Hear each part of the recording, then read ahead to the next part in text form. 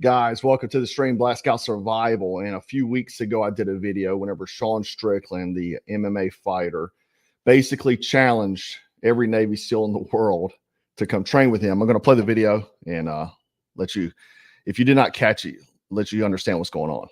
You could survive a week training with me. I'm kind of sick of seeing it because, like, you guys think you're badass. Come train with me for a week. I'll show you what's up.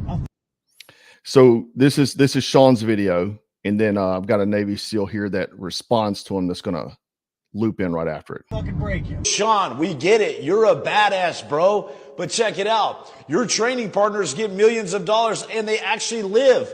My swim buddies, they die every single year. Do you have any idea what that means? We've already proven that any kind of beatdown will not break us, but our training will simply just end your career, Sean. I'm talking about skin grafts on the thighs. Sean, you talk about taking people's souls from their body.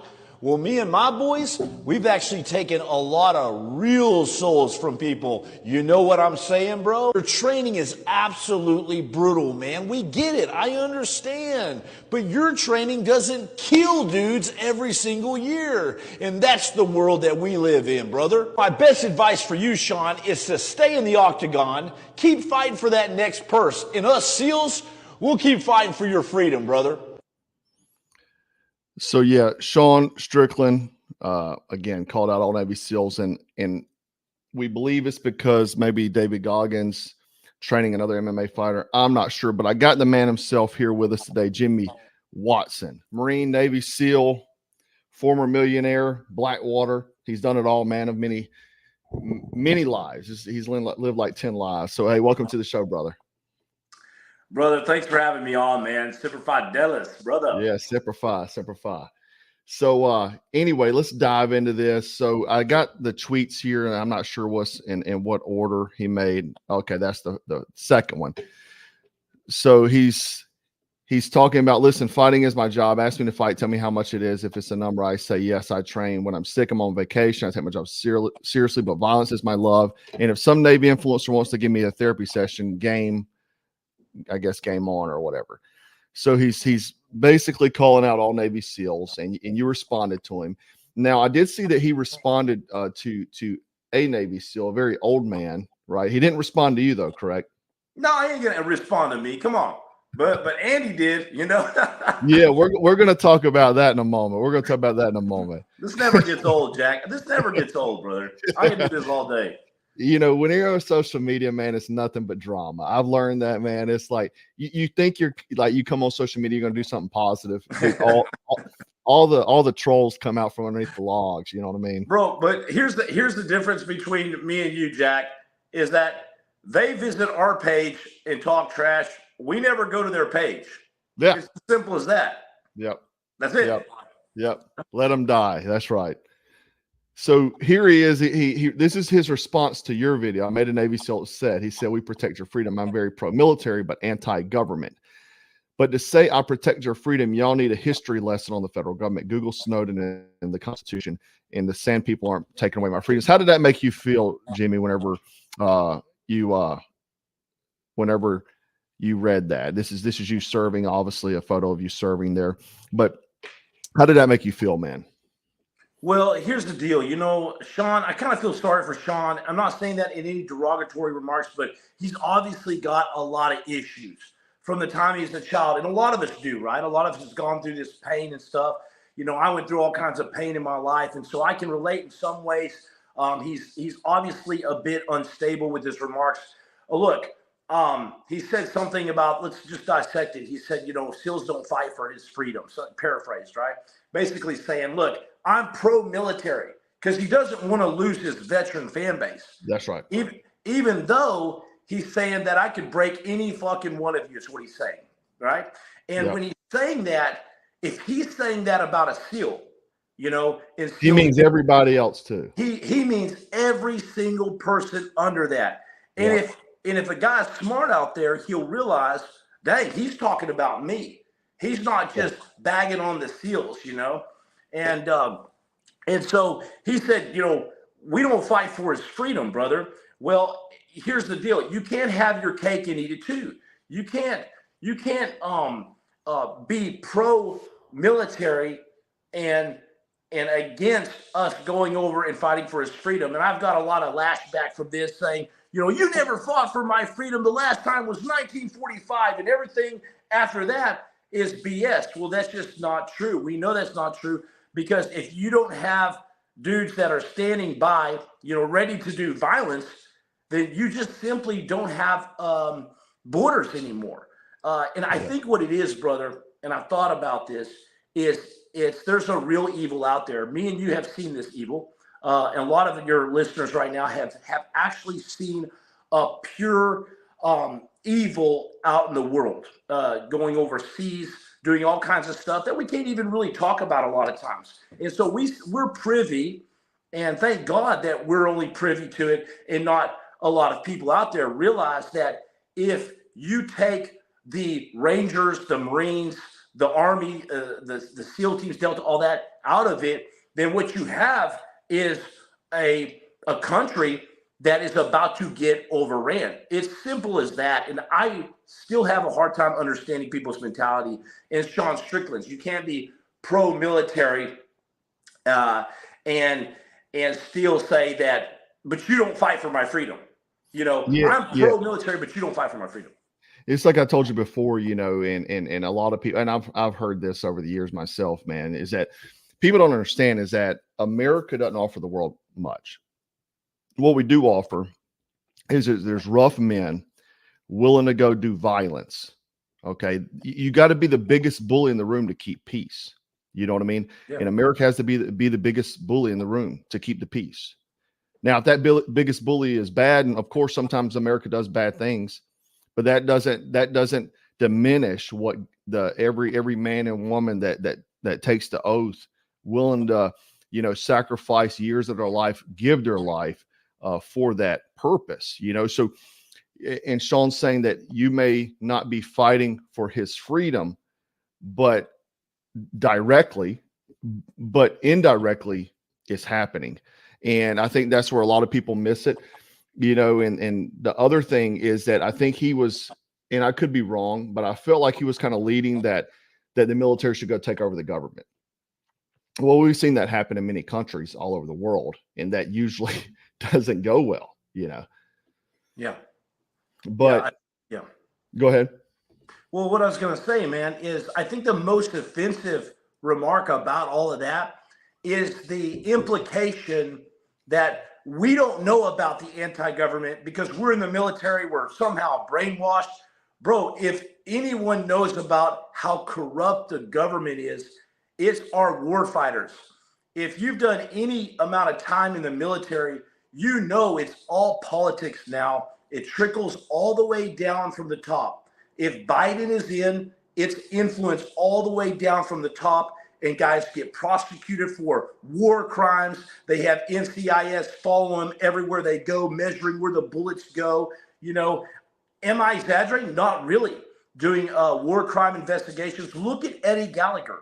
Prime example. Look at what happened to me.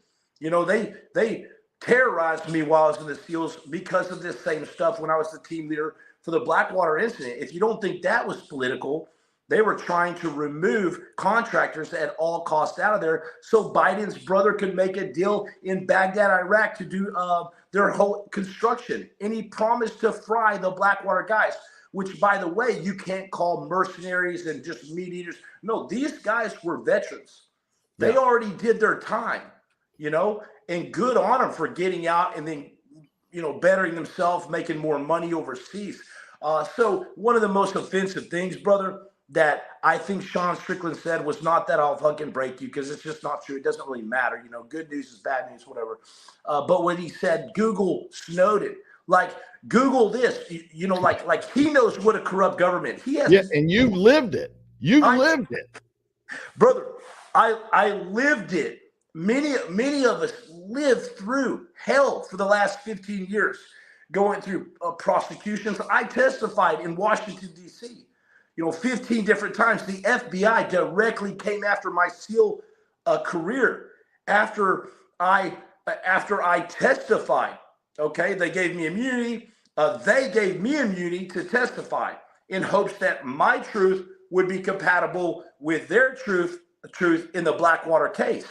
And when I went in there in my SEAL uniform and testified on the federal trial under immunity, my truth, me having been there, was not compatible with their story, their truth, Their narrative, being in the States. I mean, they sent FBI investigators over to Iraq to investigate the Nisar Square, the Black Baghdad's Bloody Sunday, right? And they couldn't even investigate the shooting properly because they wouldn't leave their rooms because they were getting rocketed the whole time. Does that not philosophically tell you something about the system? They're trying to prosecute a warfighter, but they can't come out of their rooms because they're being rocketed.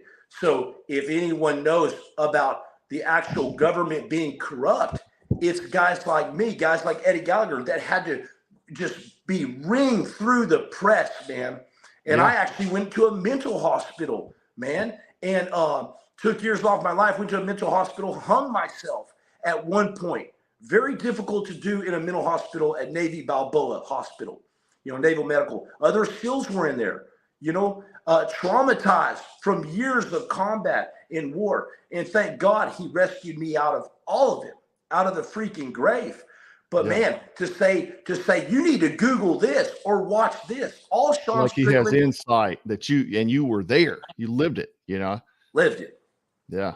And I do want to mention, you just mentioned Andy Stumpf, another Navy SEAL, and he went on PBD podcast, Peter Bet David. And whenever he was asked, because initially PBD seemed like he sided with you, but then when Andy Stumpf kind of went against you, he act like he didn't know who you were.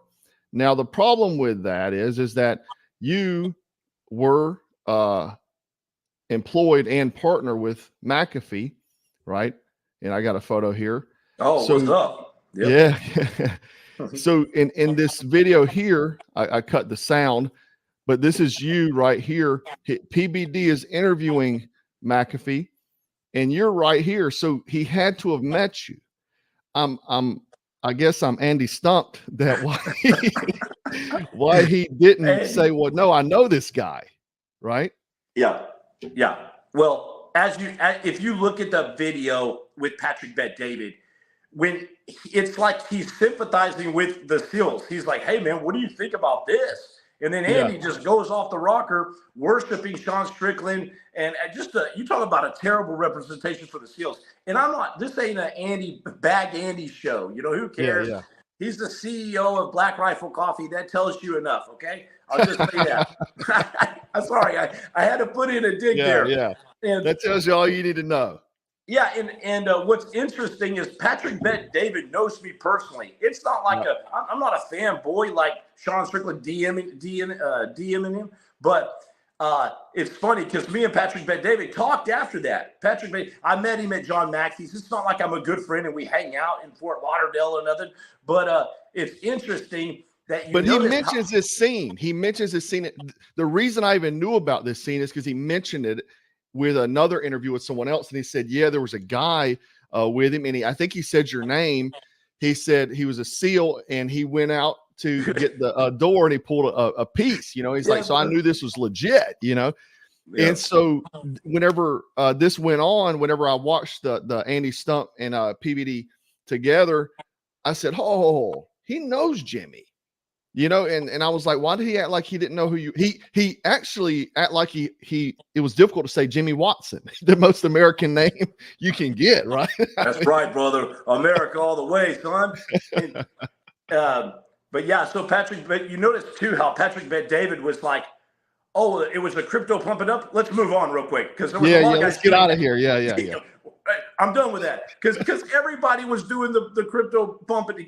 I'm sorry, guys, but we've all been tricked here, And I don't know what Andy was thinking, but I messaged Andy a couple of times, and at first I was like, "Let's meet behind the berm, brother," because that's all I really know. That's all I really know how to do at this point, man. Yeah. That's the only way to solve this. And then I found out that he was like talking to Sean Strickland, he was like working on his Instagram account. Sean Strickland's for his PR guy. And that's what all my SEAL buddies were like, oh, that makes sense. Like, that's why he's defending Sean Strickland. He's trying to build. He was probably hanging out with him. Who knows? Trying to build him up. Build himself up too. That's the thing. Like, if you're willing to sell out a brother, you know what I mean, a team guy. I mean, it's something. It obviously money, power, something, man. I mean, it's something. Well, people just don't do that. It's Black Rifle Coffee, man. Let's just say it how it is, brother. Yeah.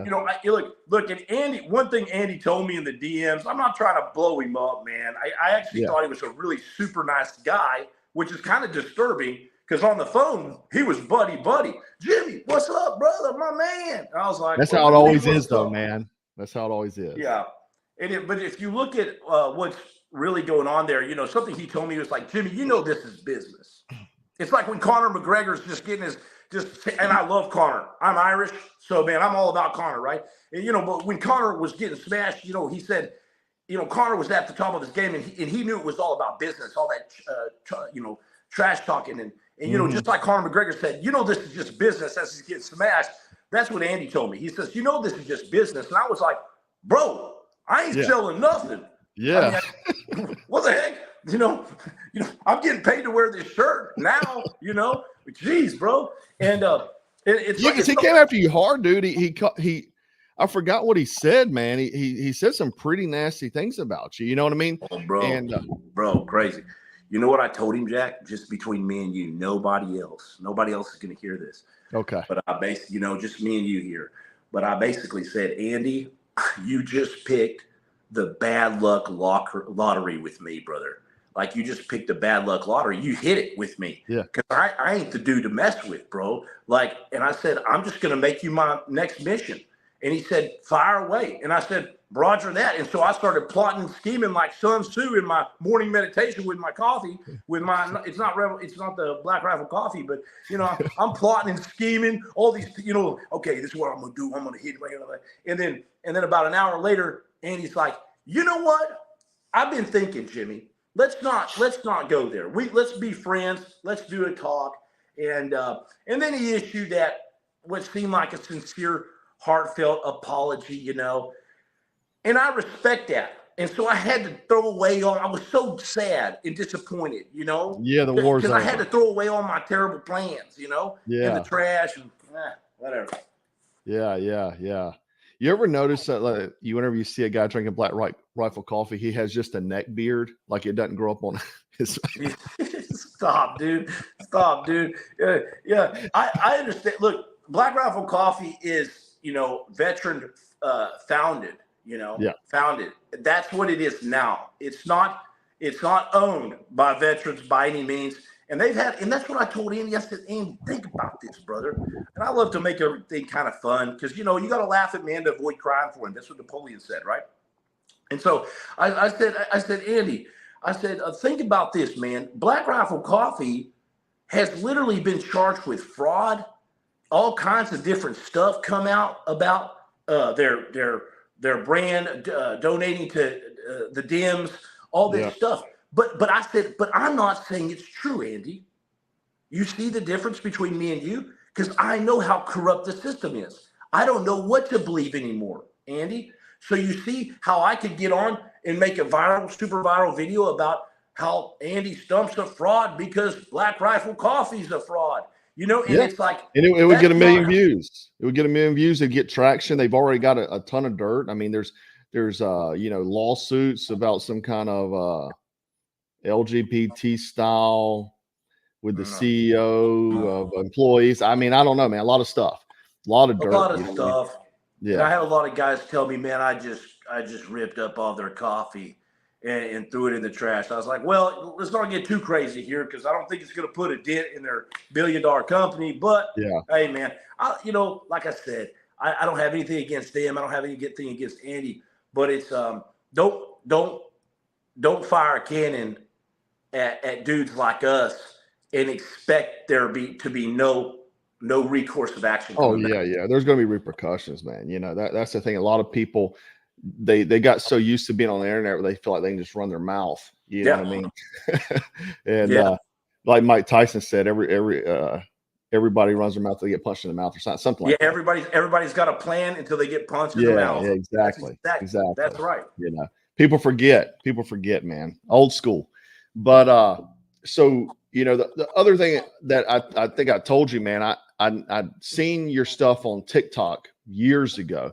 We were doing the shorts for YouTube, and so we just basically uploaded to TikTok as well. And you would pop up, and I don't think I ever, whatever I saw, you were not talking about service, but I was like, this dude is a Marine. I can tell. You can tell a Marine from a mile away. Like even, yeah, dude, and even like I've known Marines that went on to be SEALs, and they still act like Marines. You know what I mean? Like SEALs, like it's kind of a mixed bag, dude. There's like real intellectual ones that are quiet. Then you got your crazy, but Marines are very, very similar, man. It's strange. So I knew that. Then I found out you were a SEAL too. I also found out you were Blackwater. You're also a millionaire. Now, the other thing is that you're a Christian, which is amazing because, like I told you before, man, like I've told a lot of my followers, is that you walk into the church now, dude, you see a bunch of potbellies. You find a bunch of guys that can't even do 10 push-ups. And now Christian men gravitate towards secular figures, right? Like the Andrew Tates and the various other guys, you know what I mean? Because there's no masculine Christian guys, you know what I mean? And so I found that amazing now. And you have a pretty awesome story about that. And I'd like for you to kind of briefly talk about that if you would, how you came to know Christ. Yeah. So generally after I tell my testimony, people are like, you know,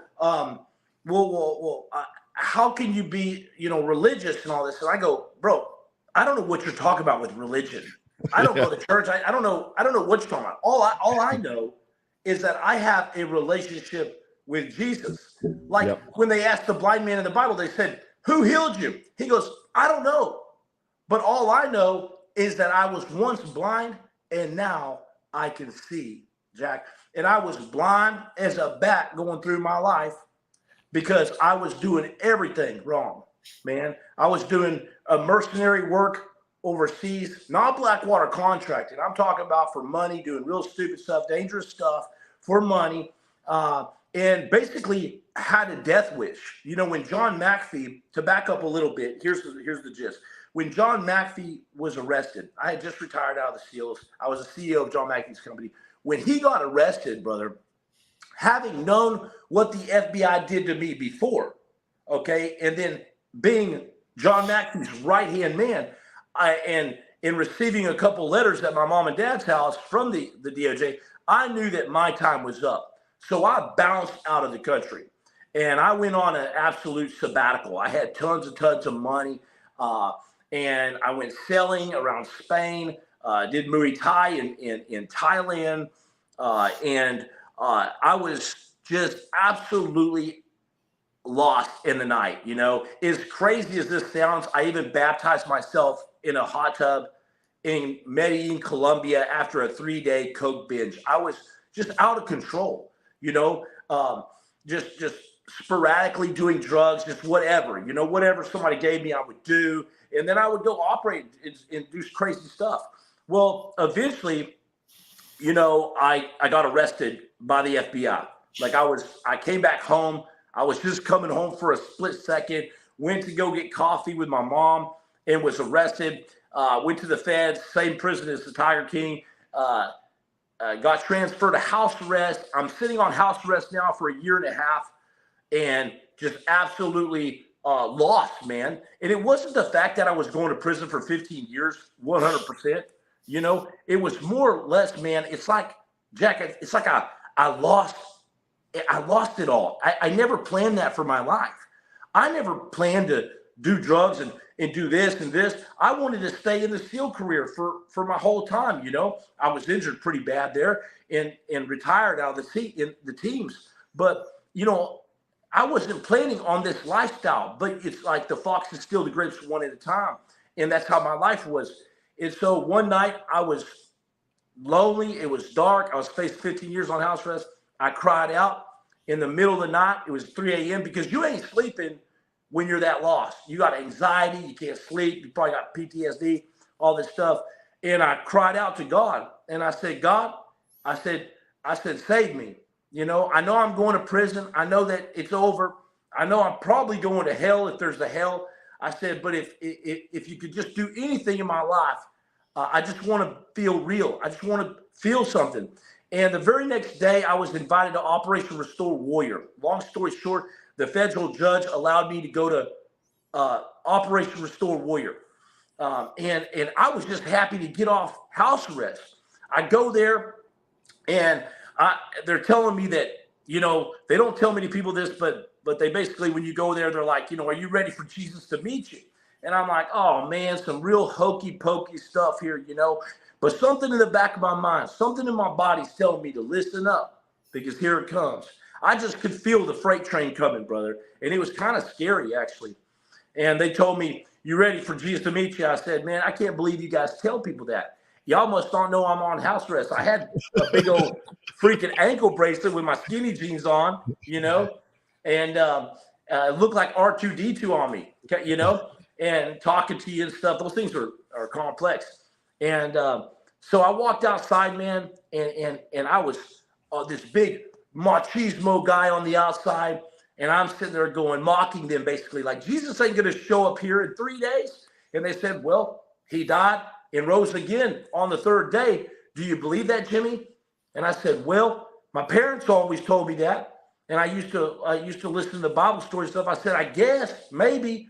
And so I go outside, brother, and I cry out to God, because on the outside I was hard, but on the inside I was just a torn up dude, just tore up, man. And I just kind of cried out. I said, Jesus, if you're real, like they say you are here, then show up at this place. And I promise, I swear to you, I will talk about it to one person or a million the rest of my freaking life. And the very next day, these two guys prayed for me. They started asking me about my story, and they stopped, and it was kind of boring.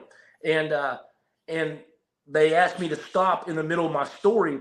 And I said, what? They said, you skipped over a part.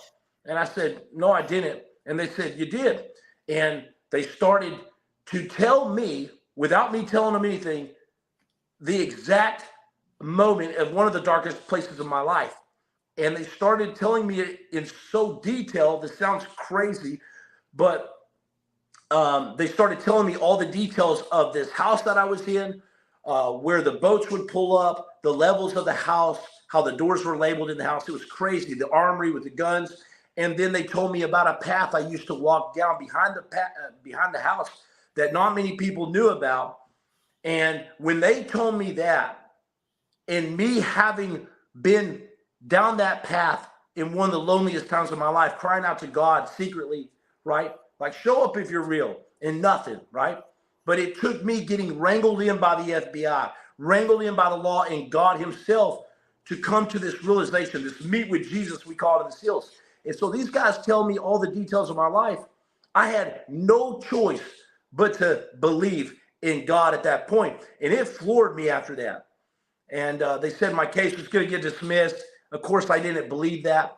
But I get home, and they actually said, you know, Jimmy, we see a chessboard, and we hear the word checkmate in your life.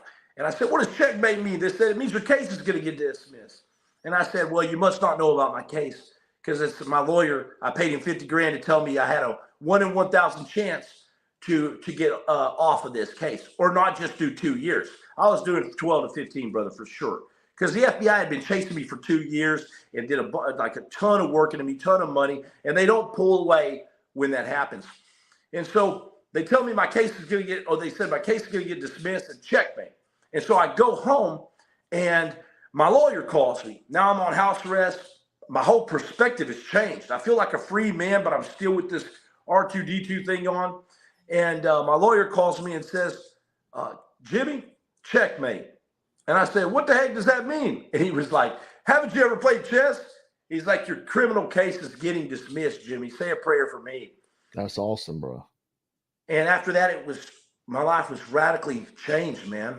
You know, everything that I knew, man. And you know what I learned through that whole process is that I went through all those experiences just to see where God had been in my life the whole time. and he was with me in every dark corner, in the worst moments of my life, in the times where I felt completely devastated alone. Those were the times that he was with me, and he showed me that. And man, I'll never forget that. That's incredible, man. Incredible. And, you know, guys, if you're out there, you're feeling like you're lost, there's nobody there. Christ is there, man. He is. You know, whenever you were with, I watched the documentary of McAfee, and he, you know, it seemed that, and I seen like a clip recently too that he was that I guess was not aired, and he said the government was after him. Do you believe there's truth to that? Do you believe that, or even that them coming after you could have been a connection to the government? Because I mean, we've heard of the government. I talk about all the time, and I'm always uncovering stuff where the government's targeting people, you know, for various things. Do you feel any truth to that? Brother, here's the deal. You know, I testified, like I said, about 15 times in Washington, D.C. for the Nisar Square. Okay. Case was dismissed by a liberal judge for prosecutorial misconduct, all this stuff. I threaded the needle, went to the SEALs, and then they came after me there, right? And they promised to go after my SEAL career, the FBI, if I did not testify in the right way. Like a leverage against you. Yeah. And my lawyer was Monica Lewinsky's lawyer, paid by Blackwater Insurance, you know, Monica Lewinsky's lawyer. And he told me, he advised me, Jimmy, if you don't play ball, okay, then they're going to come after your SEAL career. I said, all I can do is tell the truth, brother. And anything after that is perjury. So I'm going to go in there and tell the truth. And so I did. And so they tried to steamroll me. Well, then I go to McAfee in 2017. Obama gets reelected before that. And so that's how all this got drummed up. But I go to McAfee, right? And I have to testify while I'm with McAfee, okay? Again, in the Blackwater trial, okay? This time I show up and I'm still essentially in my uniform. Basically, they weren't able to dishonorably discharge me like they vehemently tried to for 2 years. That's when I hung myself. They try to take your trident too, right? No, they never tried to take my trident. That's one thing they knew they couldn't do, man. I was a sniper, team leader, all that jazz. You know, had a super awesome time and career in the teams, man. And that's one thing they couldn't do. I'm surprised, though, they didn't try because they could easily do that. But they knew, man, brother, it was so political. One of the commanders in my SEAL team called me in the office after they said I had 10 days left. And he said, Jimmy, we know this is a witch hunt. We told him you were one of the best guys in the command. That doesn't mean I was one of the best guys, but they were backing me. They all backed me. They couldn't believe they were doing this. And I think that was their first real taste of how corrupt the government can be, because it was just an FBI in a black suit and tie sends one memo saying that I lied without any proof whatsoever. And now my whole SEAL career is in jeopardy. So fast forward, I go to John McAfee's, testify, work, and now I'm the CEO of John McAfee's company. That didn't look good. They didn't like that. You know, now I'm super successful after they tried to destroy me, literally pretty much kill me. Okay. So when I got arrested in connection to John McAfee, I talked to the FBI. I said, hey guys, I said, let me ask you a question. Don't you think it's really ironic that you guys came after my SEAL career vehemently, flew down to Hawaii for an admin set board? Do you know how ludicrous that is? It wasn't even an NJP or a court martial. An admin set, little kangaroo court. An FBI agent flew down there, red-faced, angry. He lied on the, you know, all this crazy stuff, obviously with a super agenda. And what it was to do was to disintegrate my career so the next time I testified in court, they could say that he was dishonorably discharged. He's a dishonorable SEAL, which never happened. I stayed in as a team leader, all this stuff. It was hell, right? But so when I asked those FBI, I said, guys, don't you think this is weird that you're coming after me again for a completely unrelated event?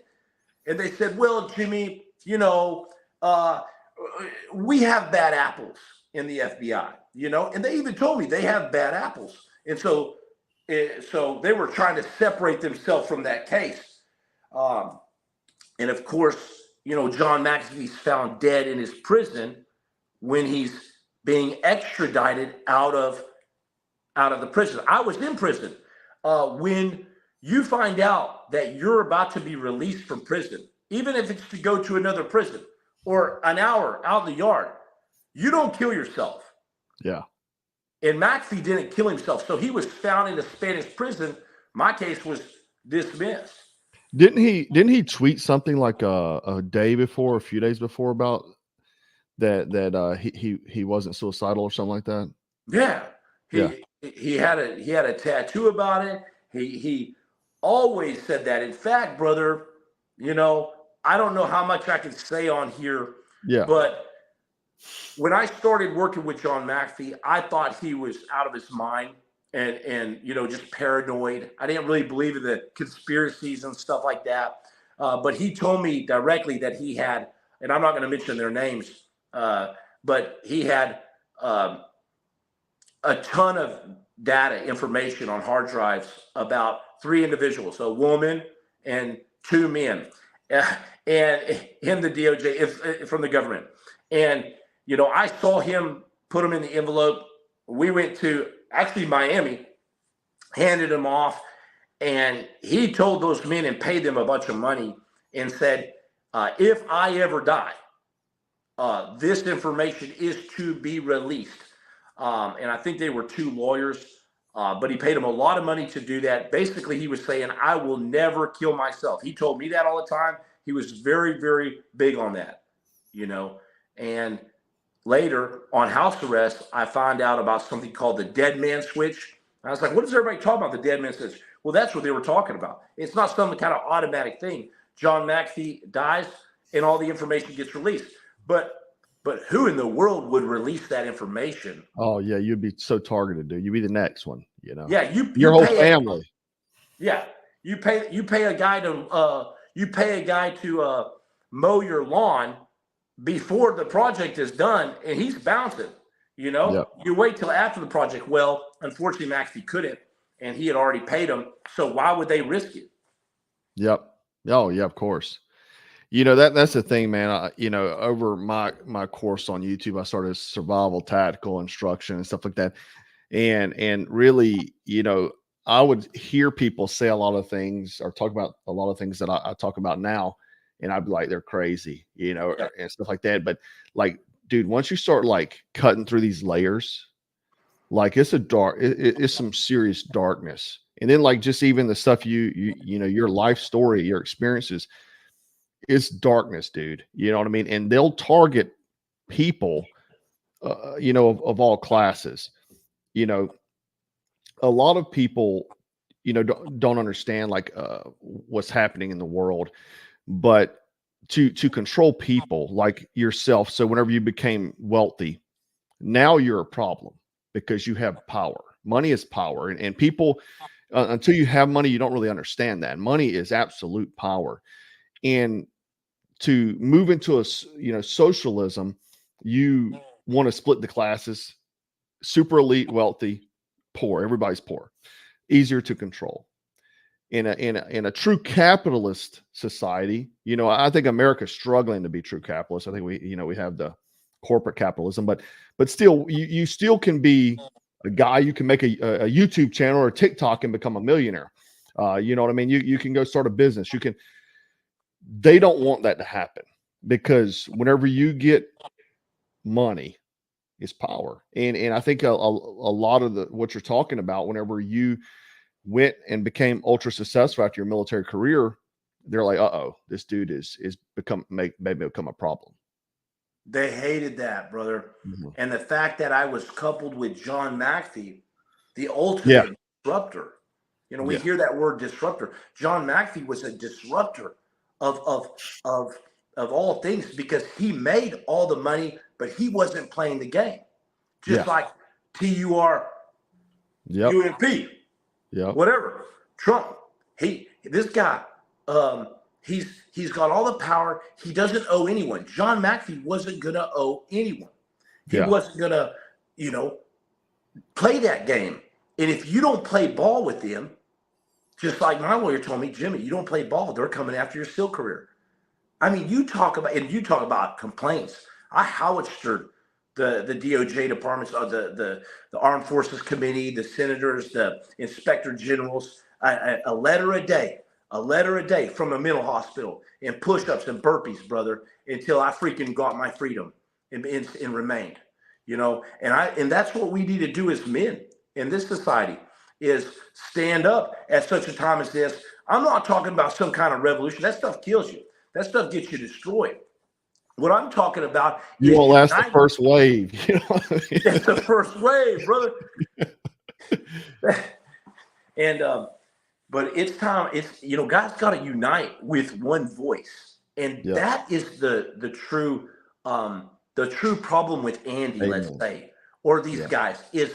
I was thinking about this, actually taking a shower today before your podcast. I was like, what's the real problem in life? And it's conquer and divide. Yep. You know, and you look at social media as a prime example.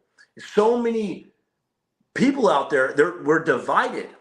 And so we're warring with each other while the enemy is closing in slowly. Yeah. And we don't even know it. Exactly. Yeah, I talk about that all the time, man, and that's why we're being destroyed, because no one can unite. You know, even the people that are on the same team fight worse than ever.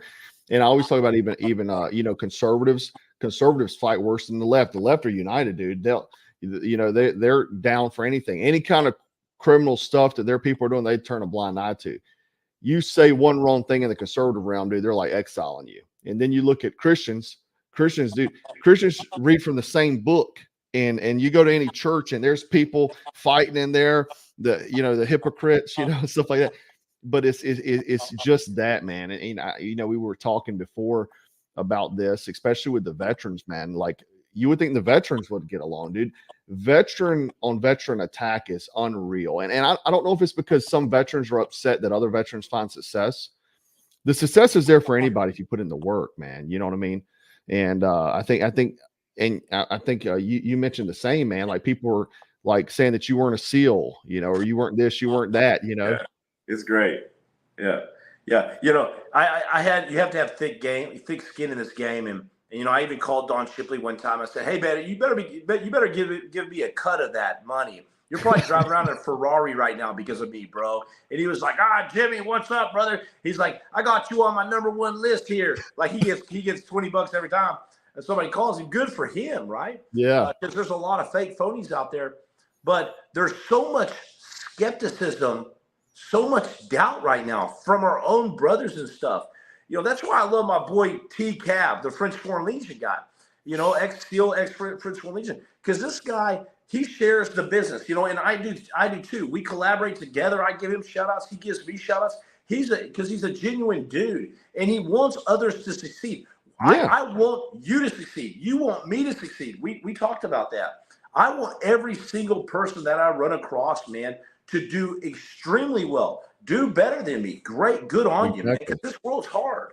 Yeah, let's all climb up together, man. You know, it's like the crabs in the pot, man. Another crab's trying to pull other ones down, dude. I don't get it. I want to see other veterans successful, man, because whenever I got out of the military, man, I couldn't get a job, dude. I was begging. I mean, I even went and interviewed manager at Wendy's, dude. Wow. You know, and I hate seeing other veterans, you know, struggle, man, and so uplift each other. You know, there's so much out there that us united, we can be one force against the demonic evil forces out there, man, namely the left. You know what I mean? But yeah, and bro, think about it. You know, that's, you know, I was back in the entire military. You know, when Sean Strickland said that, it was highly offensive, man. And the SEALs, I was that guy at the bar. You know, you could spit on my face, bro, and I'll probably drink a beer and not even care.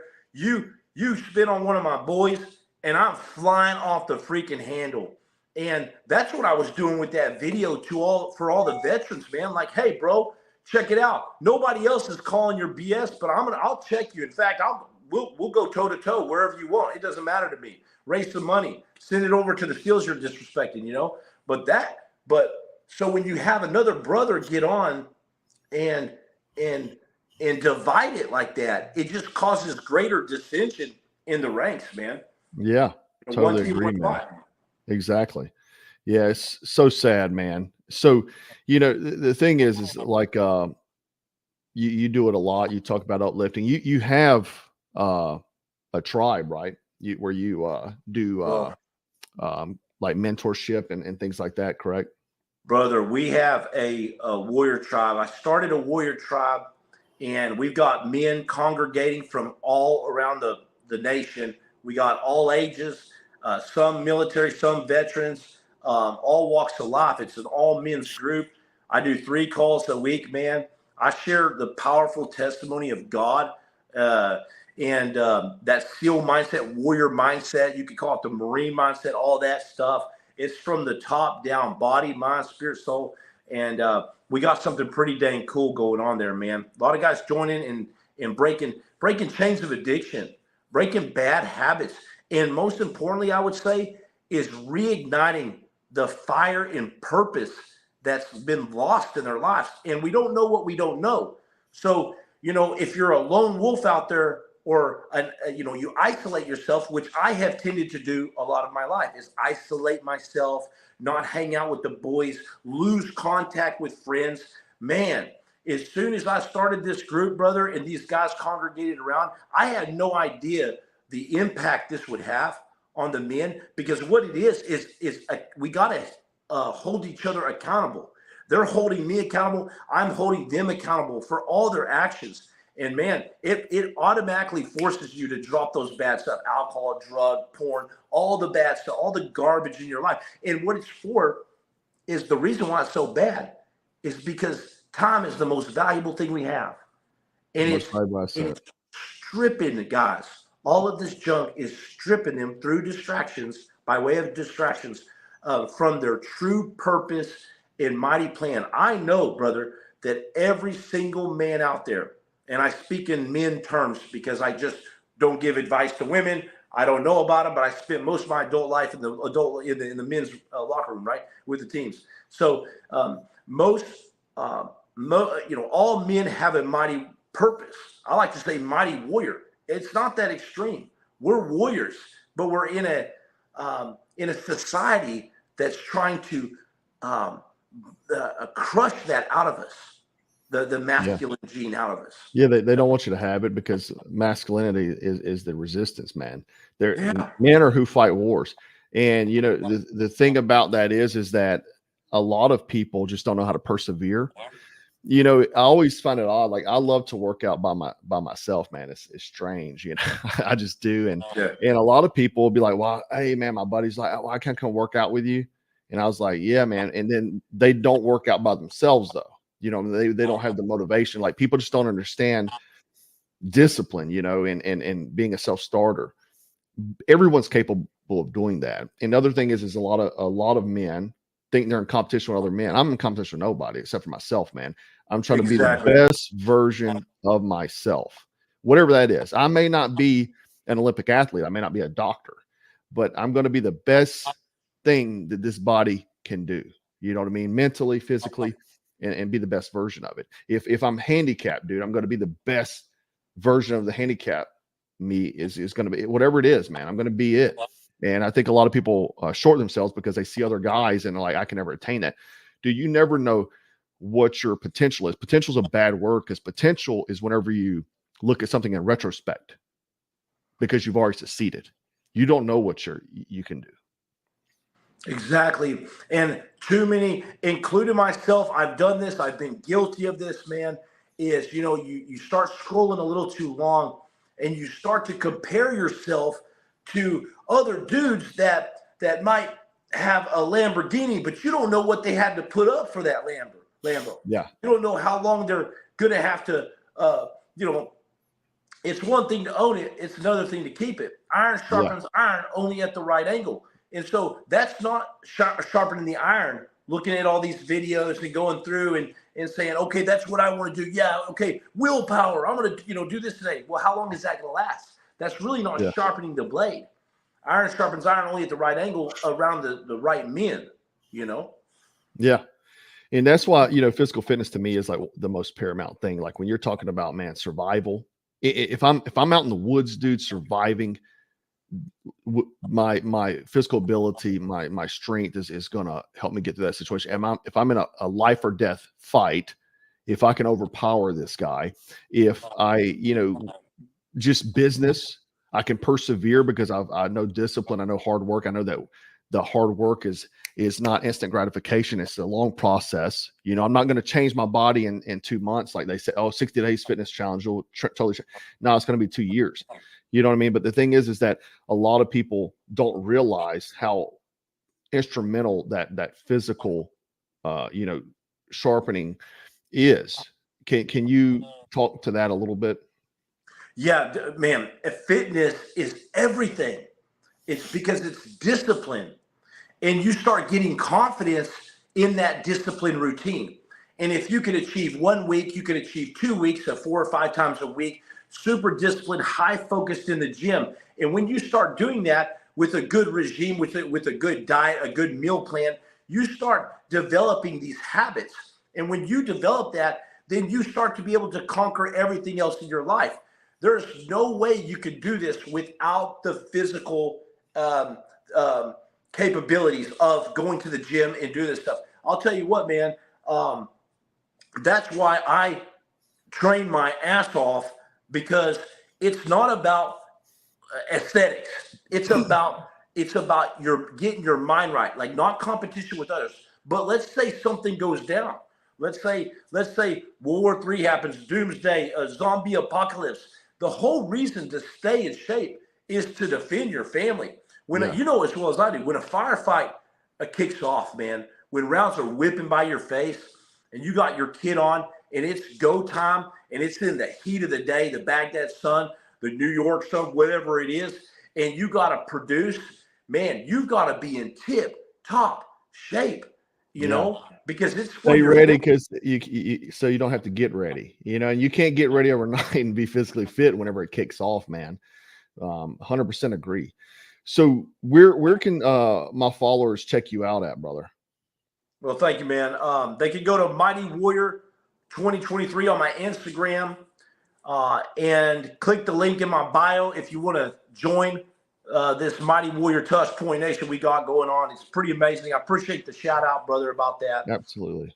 And love what you're doing, man. Yeah, man. Thank you, man. Help everybody you can, man. You know, the thing is that you know, all of us have something to offer, man. And that's the thing. And the people that you're inspiring through your mentorship, they can go on and do great things, man. You know what I mean? And change the course of how dark this country is and the world is, man. So I do appreciate you hanging out, man, giving us a little bit inside baseball on the whole Strickland thing, and just sharing your story, man, your testimony, man. I appreciate it, brother. Man, would love to come back on. And big shout out to your audience, man. Yeah. Hoorah Marines. Let's go. Let's do Semper Fi. All right, my brothers and sisters out there, check out Jimmy. Check out his profiles. If you're interested, check out his Mighty Warrior program. And guys, always remember to stay frosty, stay strapped, and always stay dangerous.